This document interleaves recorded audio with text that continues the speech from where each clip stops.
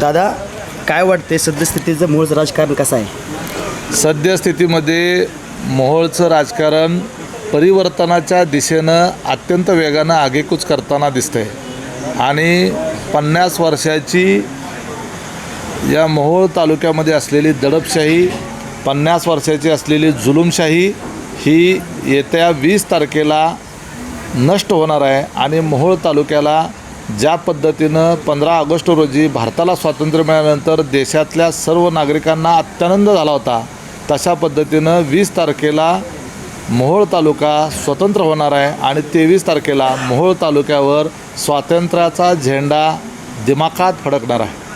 विद्यमान आमदार यशवंत माने म्हणतायत की मोहोळमध्ये जवळपास 4200 कोटीपेक्षा जास्त मोठा विकास झालेला आहे. काय वाटते सद्यस्थिती कशा विकास खरंच झाला आहे का? कालपर्यंत मी 2700 कोटीचा आकडा ऐकून होतो, नंतर 3000 कोटीचा ऐकायला लागलो आणि आता 4200 कोटी म्हणजे आचारसंहिता लागल्यानंतरसुद्धा 2700 कोटीनंतर 4200 म्हणजे जवळपास 1500 कोटी रुपये वाढवले. म्हणजे याचा अर्थ असा आहे की ते 2700 कोटीसुद्धा खरे नाहीत आणि वरचे वाढवलेले 1500 कोटी तर अजिबात खरे नाहीत. कारण आचारसंहितेच्या आधी इथं उपमुख्यमंत्री अजितदादा पवार यांची सभा झाल्यानंतर त्यावेळेला यांनी 2700 कोटीचा आकडा सांगितला होता. आता अजितदादांचा आकडा खरा मानायचा का आमदारांनी सांगितलेला आकडा खरा मानायचा? मुळातच हे आकडे बहादर लोक आहेत, यांच्या स्वतःच्या गावात आकडे चालतात आणि त्याच्यावर धाड पडलेले आपण सगळ्यांनी बघितलेलं आहे. हे थापाडे लोक आहेत. जर एवढे पैसे मोहोळ तालुक्यामध्ये विकासाकरता आले असतील, या मतदारसंघात आले असतील, तर मग या मतदारसंघामध्ये सगळ्या रस्त्यावर खड्डे कसे आहेत? या मतदारसंघामध्ये शेतकऱ्यांच्या शेतामध्ये जाण्याच्या करताचे पानंद रस्ते का नाही झालेले? या मतदारसंघामध्ये प्रत्येक गावात पिण्याच्या पाण्याचा प्रश्न का सुटलेला नाही? या मतदारसंघातल्या प्राथमिक आरोग्य केंद्रामधला आरोग्याची व्यवस्था का नीट झालेली नाही? या मतदारसंघामध्ये अजूनही आपलं कुठलंही जिल्हा रुग्णालय, उपजिल्हा रुग्णालय का झालेलं नाही? या गावामधलं एज्युकेशनच्या संदर्भातलं इन्फ्रास्ट्रक्चर का तयार झालेलं नाही? या गावामध्ये किंवा या मतदारसंघामध्ये कुठलाही उद्योग का उभारला गेला नाही? या मतदारसंघामध्ये अद्यापपर्यंत MIDC का झालेली नाही? या मतदारसंघामध्ये एखादं एज्युकेशन इन्स्टिट्यूट का उभारलं गेलेलं नाही? या मतदारसंघामध्ये नदीवरचे बॅरेज का झालेले नाहीत? या मतदारसंघामध्ये एखादं धरण का बांधलं गेलेलं नाही? कारण एवढे जर पैसे येणार असते तर एखादं धरण बांधून व्हायला पाहिजे, परंतु या मतदारसंघामध्ये यातलं कुठलंच काम झालेलं दिसत नाही. खेड्यापाड्याला जाणारे रस्ते नीटनेटके नाही आहेत. आपल्या इथलं ST स्टँडसुद्धा अत्यंत वाईट अवस्थेमध्ये आहे. मग या मतदारसंघात नेमकं विकासाचं काम झालं आहे कुठलं? एकही विकासाचं काम न करता जर 2800 कोटी 3000 कोटी जर या मतदारसंघात खर्च झालेले असतील तर ते पैसे गेले कुठं हा महत्त्वाचा प्रश्न आहे. मग झालं आहे काय? तर विद्यमान आमदार यशवंत माने यांनी मुंडेवाडीमध्ये 100 एकर जमीन घेतली, तांबोळ्यामध्ये 40 एकर जमीन घेतली. म्हणजे याचा अर्थ स्पष्ट आहे की विद्यमान आमदारांनी आलेल्या पैशातून फक्त स्वतःचं पोट भरण्याचं काम केलं आणि त्याची दलाली खाण्याचं काम राजन पाटलांनी केलं. एवढंच ह्या मतदारसंघामध्ये विकास झालेला आहे. आमदार यशवंत माने साधे कॉन्ट्रॅक्टर होते, ते भले मोठे ठेकेदार झाले आणि राजन पाटील आणि त्याची 2 पोरं हे छोटे मोठे एजंट होते, आता मोठे दलाल झालेले आहे. आपण सध्या महाविकास आघाडीमध्ये आहात आणि शरदचंद्रजी पवार गटाकडून उमेदवारीसुद्धा मिळालेली आहे राजू खरे यांना. तर काय वाटते पुढची रणनीती कशी असेल? आमची रणनीती अगदी स्पष्ट आहे.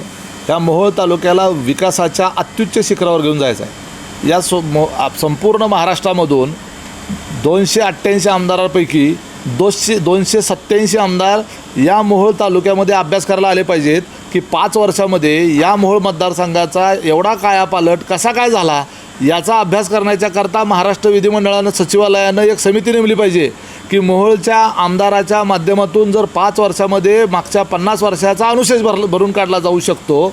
जर या मोहोळ तालुक्यामध्ये प्रत्येक गावाला व्यवस्थित पिण्याचं पाणी मिळू शकतं, इथल्या शेतकऱ्याच्या शेताच्या बांधापर्यंत सगळीकडे पाणी पोचू शकतं, प्रत्येक गावामध्ये लाईटची अत्यंत व्यवस्थित अशी सुविधा होऊ शकते, प्रत्येक शेतकऱ्याला पूर्ण 12 तास ते 18 तास उपलब्ध लाईट होऊ शकते. जर या मतदारसंघामध्ये जे जिल्हा रुग्णालय, उपजिल्हा रुग्णालय हे एअर कंडिशन पंचतारांकित दर्जाचं रुग्णांना सेवा देणारं रुग्णालय उपलब्ध होऊ शकतं. या मतदारसंघातल्या प्रत्येक गावाला जाणारा रस्ता हा खड्डेमुक्त असून तर स्टार रोड त्या ठिकाणी असू शकतो. तर अशा पद्धतीचा विकास हा मतदारसंघात झाला कसा असा इतर आमदारांना प्रश्न पडला पाहिजे. या मतदारसंघातल्या किमान 10,000 तरुणांना रोजगार मिळेल अशा पद्धतीची MIDC या मोहोळ मतदारसंघात उभारलेली पुढच्या काळामध्ये दिसेल. या मतदारसंघामध्ये भलं मोठं असं ST स्टँडचं आगार झालेलं तुम्हाला दिसेल. मोहोळ मतदारसंघामध्ये 4 नॅशनल हायवे जातात. या 4 नॅशनल हायवेचा उपयोग जो आहे तो या मोहोळ शहराला झाला पाहिजे. मोहोळ शहर हे आमच्या बारामती शहरासारखं चकचकीत दिसलं पाहिजे. कुठंही रस्त्यावर घाण पडलेली दिसली नाही पाहिजे. आमची सुसज्ज अशा पद्धतीची मोहोळ शहराची इमारत असली पाहिजे. आमचं तहसील कार्यालय म्हणजे कबाडखाना झालं आहे, आमचं पोलीस स्टेशन म्हणजे भकाडखाना झालेला आहे. त्याच्याऐवजी ते अत्यंत चांगल्या दर्जाची प्रशासकीय इमारत या ठिकाणी उभी राहिलेली असली पाहिजे. आमची प्रत्येक ग्रामपंचायत ही एखाद्या कलेक्टर ऑफिसच्या पेक्षाही जास्त सुंदर दिसली पाहिजे. जास्त चांगल्या दर्जाचं इन्फ्रास्ट्रक्चर असलं पाहिजे. सगळ्या गावामध्ये मोफत वायफाय लोकांना मिळाला पाहिजे. इंटरनेटची सुविधा कुठेही गेलं तर तुमचं वायफाय चालू असलं पाहिजे. असं मोहोळ मतदारसंघातल्या प्रत्येक गावातलं चित्र दिसेल. संपूर्ण मोहोळ मतदारसंघामधलं प्रत्येक गाव ना गाव तुम्हाला हिरवगार झालेलं दिसेल. या भागामध्ये जलसंधारणाची प्रत्येक साईट जी आहे ती कंप्लीट केली जाईल. प्रत्येक पाझर तलाव हा दुरुस्त केला जाईल. या भागामध्ये जेवढी म्हणून कॅनल आहेत त्या कॅनलच्या बाजूचे रस्ते केले जातील. कॅनलचं सुशोभीकरण केलं जाईल. ज्येष्ठ नागरिकांच्या करता, तरुणांच्या करता, महिलांच्या करता अत्यंत सुरक्षित असं वातावरण या मोहोळ मतदारसंघामध्ये दिसेल. आमच्या महिलांना रात्री 12 वाजल्यापासून ते पहाटे 5 वाजेपर्यंत म्हणजे रात्रीच्या अंधारामध्ये सुद्धा महिलांना असुरक्षिततेची भावना वाटणार नाही. मोकळेप्रमाणे आमची तरुण मुलं, तरुण मुली ही या संपूर्ण मोहोळ भागामध्ये कधीही कुठेही अत्यंत सुरक्षित वातावरणामध्ये फिरू शकल्या पाहिजेत. या ठिकाणी वसतिगृहासकट चांगल्या दर्जाची शिक्षणाची, उच्च दर्जाच्या शिक्षणाची सोय या मोहोळ मतदारसंघात झाली पाहिजे.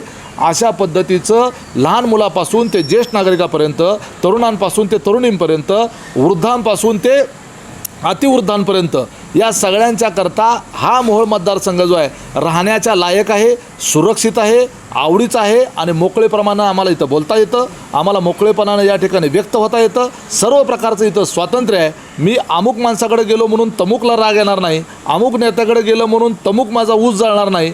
अमुक नेत्याला भेटलो म्हणून आमची मोटर कोण जाळणार नाही. ही भीती जी आहे ती मनातली भीती निघणारा भयमुक्त असा मोहोळ मतदारसंघ तयार करण्याच्या करताचं आमचं विजन आहे. असं होऊ शकतं का? आणि जर होत असेल तर मग आजपर्यंत असं का झालं नाही? 50 वर्ष या आनगरकरांच्या ताब्यामध्ये या मोहोळ मतदारसंघाची सत्ता आहे.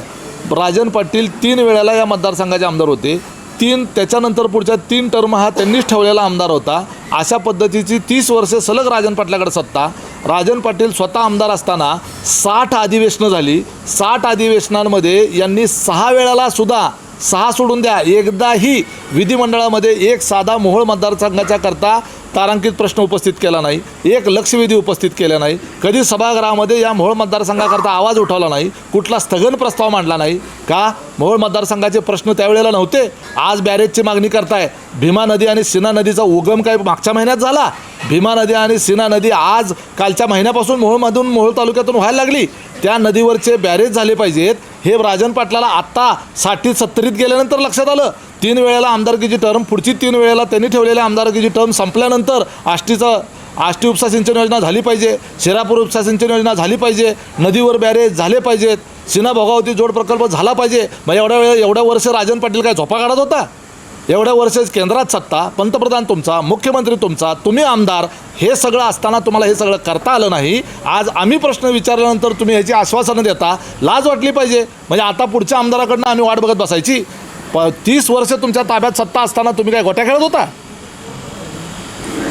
एकंदरीत मग आत्ताची निवडणूक होते, काय होईल? काय वाद होतील का? काय विकासाच्या वरती चर्चा होईल का? काय दिशाभूलीचं राजकारण होईल हे आपल्याकडून किंवा विरोधकाकडून? विकासावरचेच प्रश्न विचारतोय ना. या मोहोळ तालुक्यातल्या सर्वसामान्य नागरिकांना राजन पाटलाला प्रश्न विचारायचा अधिकार आहे, आमदाराला नव्हे. राजन पाटलांनी बोट दाखवलं म्हणून तो आमदार मोहितल्या लोकांनी निवडून दिला. त्या राजन पाटलाला प्रश्न विचारायचा अधिकार आहे. 30 वर्ष तुमच्या हातामध्ये सत्ता होती. या 30 वर्षामध्ये घाटणे बॅरेजचे दरवाजे तुमच्या काळात का लागले गेले नाहीत? या 30 वर्षामध्ये भीमा नदीवर आणि सीना नदीवरचे बॅरेज का झाले नाहीत? या 30 वर्षामध्ये आष्टी उपसा सिंचन योजना का पूर्ण झाली नाही? या 30 वर्षामध्ये शिरापूर उपसा सिंचन योजना का पूर्ण झाली नाही? या 30 वर्षामध्ये मोहोळ तालुक्यातले रस्ते का चांगले झाले नाहीत? या 30 वर्षामध्ये मोहोळ तालुक्यातल्या ग्रामपंचायती का दुरुस्त झाल्या नाहीत? या 30 वर्षामध्ये मोहोळ तालुक्यातलं उपजिल्हा रुग्णालय किंवा जिल्हा रुग्णालय का झालं नाही? या 30 वर्षामध्ये मोहोळमध्ये चांगल्या दर्जाचं ST स्टँड का झालं नाही? या 30 वर्षामध्ये मोहोळ तालुक्यामध्ये MIDC का आली नाही? या 30 वर्षामध्ये रोजगाराच्या करता एखादी कंपनी मोहोळ तालुक्यात का उभारली नाही? हा प्रश्न विचारायचा अधिकार इथल्या नागरिकांना आहे, सर्वसामान्य शेतकऱ्यांना आहे.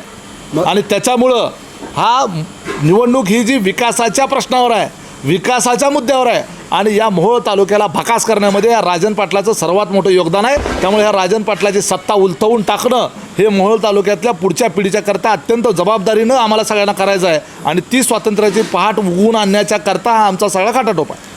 निवडणुकीला सामोरं जात आहात, मतदारांकडून काय अपेक्षा आहे आपली? मतदारांकडून माझी साधी अपेक्षा आहे, 20 तारखेला तुतारीचं बटन जिथं आहे ते बटन दाबायचं आणि राजू खरे हे पवारसाहेबांनी दिलेले उमेदवार आहेत आणि राजू खरेंना प्रचंड मताधिक्याने निवडून आणायचं. राजू खरेंची शिफारस आम्ही लोक करत आहोत, उमेश पाटील त्या ठिकाणी शिफारस करत आहेत, दीपक गायकवाड त्यांची शिफारस करत आहेत, त्याचबरोबर मानाजी बापू माने करत आहेत, रमेश बारसकर त्यांची शिफारस करत आहेत, संजय क्षीरसागर त्यांची शिफारस करत आहेत आणि अनेक लोक असे आहेत की जे मोहोळ तालुका बचाव संघर्ष समिती जी आहे यांनी नागनाथ महाराजाची शपथ खाऊन राजन पाटलाची जुलमी अत्याचारी सत्ता उलटवून टाकण्याच्या करता म्हणून ध्येयनिश्चिती केलेली आहे. नागनाथ महाराजाची शपथ खाऊन एकी करून एकत्र राहून राजन पाटलाच्या विरोधातला आमदार कसल्याही परिस्थितीत निवडून आणायचा, यशवंत मानेला पाडायचा. कारण या यशवंत माने आणि राजन पाटलांनी अनगरला अप्पर तहसील कार्यालय घेऊन गेलेले आहेत आणि मोहोळ तालुक्याचं विभाजन केलेलं आहे आणि मोहोळ तालुक्यावर जी कुऱ्हाड जी या राजन पाटलांनी कोसळलेली आहे त्याच्याकरता नागनाथ महाराजाची शपथ खाऊन आम्ही सगळ्यांनी एकत्र राहून राजन पाटलाचा आमदार पाडायची शपथ खाल्लेली आहे. आणि त्यामुळं ही निवडणूक जे कुठल्याही वादाची नाही पण वादविवादाची नक्की आहे. या निवडणुकीमध्ये सत्याचा, धर्माचा आणि नीतिमत्तेचा विजय होणार आहे, अनितीचा, अधर्माचा या ठिकाणी पराजय होणार आहे, राक्षस मारला जाणार आहे. रमेश कदम यांच्या मुलीला म्हणजे सिद्धी कदमांना उमेदवारी जाहीर केली होती, ती पुन्हा बदलून आता राजू खरे यांना दिलेली आहे. यामध्ये आता रमेश कदम यांची भूमिका काय असेल किंवा काय असावी असं वाटतं? रमेश कदम यांना यापूर्वी विधानसभेची उमेदवारी मिळालेली होती, ते निवडून देखील आले होते. त्यांनी या 8 महिन्याच्या कालावधीमध्ये चांगलं काम केलं. नंतर अण्णाभाऊ साठे घोटाळ्या प्रकरणामध्ये त्यांना तुरुंगवास झाला, 8 वर्ष जवळपास ते तुरुंगात होते. त्यामुळं त्यानंतरच्या काळामध्ये त्यांचा संपर्क या मतदारसंघाशी तुटलेला होता. तर रमेश कदम यांचा स्वतःचाच या मतदारसंघात 10 वर्षापासूनचा संपर्क तुटलेला होता. सुटल्यानंतर त्यांनी या मतदारसंघात संपर्क करण्याचा प्रयत्न केला. त्यांची मुलगी जी आहे ती या मतदारसंघासाठी अनभिज्ञ होती, परिचित नव्हती. जरूर ती उच्च शिक्षित असेल परंतु राजकीय स्वरूपाचा अनुभव अजिबातच नसल्याकारणानं या मतदारसंघामध्ये राजन पाटलासारख्या 50 वर्ष या ठिकाणी ठाण मांडून बसलेली सत्ता उलटवून टाकण्याच्या करता काहीतरी थोडाफार अनुभव असलेले किंवा त्या मानानं वयाच्या मानानं थोडंसं पोक्त असलेली व्यक्ती या ठिकाणी असावी अशी आमची धारणा होती. रमेश कदम स्वतः उमेदवार होऊ शकले असते परंतु कुठल्याही क्षणी त्यांचा जामीन रद्द होऊन त्यांना अटक होऊ शकते, कुठल्याही क्षणी त्यांच्या वेगवेगळ्या गुन्ह्यांमध्ये त्यांना सजा लागू नये, ते सुटावेत अशीच आमची धारणा आहे. पण सजा लागली तर उद्याच्याला ते निवडणूक लढले असते, निवडून आले असते तर कधी पोटनिवडणूक लागली असती आणि त्यामुळं उद्याच्याला त्यांना सजा लागण्याची भीती आहे.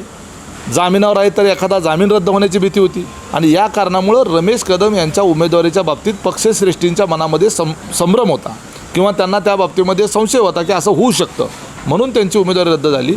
त्यामुळं त्यांनी वाईट वाटून घेण्याचं कारण नाही.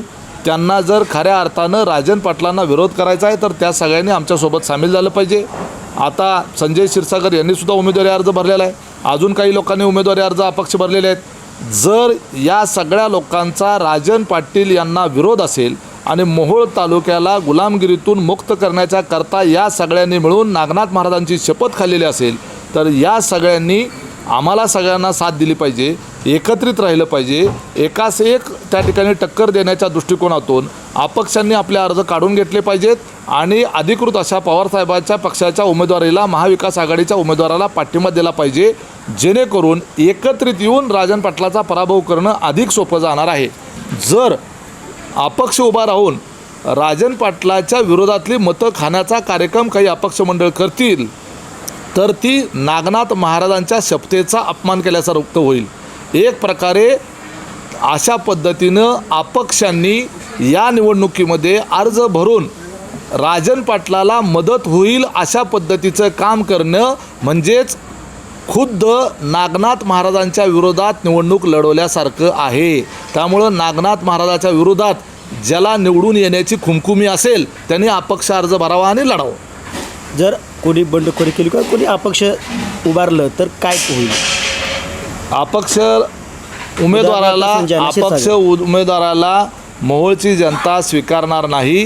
कारण या मोहोळच्या जनतेच्या समोर या सर्वांनी मिळून नागनाथ महाराजांची शपथ खाल्लेली आहे आणि राजन पाटलाचा पराभव होण्याच्या प्रक्रियेमध्ये अनगरचं अप्पर तहसील कार्यालय कुणी आणलेलं आहे तर राजन पाटलाने आणलेलं आहे. कशाच्या जीवावर आणलेलं आहे? त्यांनी त्याच्याकडे असलेल्या सत्तेच्या जीवावर, त्याच्याकडे असलेल्या आमदाराच्या जीवावर आणलेलं आहे. त्यामुळं अशा पद्धतीनं भविष्यात इतर कुठलंही कार्यालय अनगरला जाता कामा नये. गेलेलं कार्यालय आपल्याला परत माघारी आणता आलं पाहिजे. याच्याकरता त्या कार्यालय जाण्याचं मूळ कशात आहे तर त्या आमदारकीमध्ये आहे आणि ही आमदारकी त्याची घालवल्याशिवाय आपल्याला या मोहोळ तालुक्यातल्या जनतेला न्याय देता येणार नाही. या भावनेतून सगळ्यांनी नागनाथ महाराजाची एकत्रित येऊन शपथ खाल्लेली आहे. अशी शपथ खाऊन त्या शपथ मोडणाऱ्याला नागनाथ महाराज साथ देणार नाहीत आणि ज्याला नागनाथ महाराज साथ देणार नाहीत त्याच्या मागं मोहोळची जनता जाणार नाही. आता महाविकास आघाडीकडून किंवा सर्व तुम्ही एकत्र येऊन राजू खरे यांना जर समजा निवडून आणलं, उद्या जर ते बदलले तर काय होईल? का ते बदलणार आहे? त्याच्या गॅरंटी वगैरे काय? विकासच करतील असं काय? 100% राजू खरे हे त्या विश्वासाला पात्र राहतील. आदरणीय पवारसाहेबांनी त्यांची निवड केलेली आहे आणि पवारसाहेबांना फसवेल अशा पद्धतीची क्षमता आज तागायत या महाराष्ट्रामध्ये इतर कोणामध्ये नाही. राजकारणामध्ये वेगवेगळ्या गोष्टी घडत असतात, परंतु मोहोळच्या जनतेच्या विश्वासाला कुणीही त्याची प्रार्थना करेल असं मला वाटत नाही. त्यांनी देखील नागनाथ महाराजांची शपथ खाल्लेली आहे की ह्या मोहोळच्या जनतेबरोबर ते कधीही प्रार्थना करणार नाहीत. अनगरचं अप्पर तहसील कार्यालय जर आमचा आमदार निवडून दिला तर 1 महिन्याच्या आत अनगरचं अप्पर तहसील कार्यालय रद्द होईल आणि ते मोहोळमध्ये चालू राहील. शेवटचा प्रश्न की मतदारांना काय आवाहन कराल? मतदारांना माझं अगदी स्पष्ट असं आवाहन आहे. या मोहोळ तालुक्यातली दडपशाही, जुलूमशाही, दादागिरी, गुंडगिरी ही आपल्याला संपवायची आहे. महिलांच्या संदर्भामध्ये हीन दर्जाचा दृष्टिकोन ठेवणारा राजन पाटील असं व्यक्तिमत्व जे मोहोळ तालुक्याचा नेता म्हणून घ्यायला तुम्हाला आम्हाला लाज वाटेल. जी व्यक्ती लग्नाच्या अगोदर आम्ही खानदानी पाटील असल्यामुळं मुलं जन्माला घालण्याचा आम्हाला अधिकार आहे असं म्हणून सबंध महिलांचा अपमान करणारा हा पाटील आडनाव म्हणून घ्यायची लाज वाटेल अशा पद्धतीचा हीन दृष्टिकोन बाळगणारा विकृत मनोवृत्तीचा नेता ह्या मोहोळ तालुक्याला नको आहे. जर एखादी मुलगी मोहोळ तालुक्याच्या बाहेर पुण्यात जाऊन जर त्या ठिकाणी जर उद्या म्हणाली की आमचा नेता राजन पाटील आहे तर समोरची व्यक्ती विचारेल तोच राजन पाटील आहे का जो लग्नाच्या आधी पोरं काढण्याची भाषा करतो? तोच हा राजन पाटील आहे का की जो 17व्या वर्षी आमच्या पोरांवर 302ची कलमं आहेत असा अभिमानानं सांगतो? असा नेता आहे तुमचा? आमच्या मोहोळ तालुक्यातल्या मुलांना पुण्यात, मुंबईत, दिल्लीत शिकायला गेल्यानंतर असला नेता तुमचा आहे म्हटल्यानंतर मान खाली घालावी लागेल. आपल्याला बाहेर गेल्यानंतर लाज वाटेल असा नेता आपल्याला हवा आहे का याचा विचार मोहोळ तालुक्याने करायचा आहे. याचा विचार मतदारसंघातल्या लोकांनी करायचा आहे. आपला नेता असा असला पाहिजे की ज्याचा आपल्याला अभिमान वाटेल. लोकांनी विचारलं पाहिजे, लोकांनी म्हटलं पाहिजे की हा नेता आहे का तुमचा? अरे वा, असा नेता असावा असं म्हटलं पाहिजे. लोकांनी अरे रे रे रे रे असला घाणेरडा माणूस तुमचा नेता आहे असं म्हटलं नाही पाहिजे. जर यातलं जर अर्थ कळत असेल मोहोळ तालुक्यातली जनता अतिशय सुज्ञ आहे. त्यामुळं 20 तारखेला माझं आपल्या सर्वांना आवाहन आहे की मोहोळ तालुक्याची मान उंचावण्याचं काम करा. मोहोळ मतदारसंघाची मान खाली जाईल असं कुठलंही कृत्य आपल्याकडून चुकूनही होऊ देऊ नका. धन्यवाद.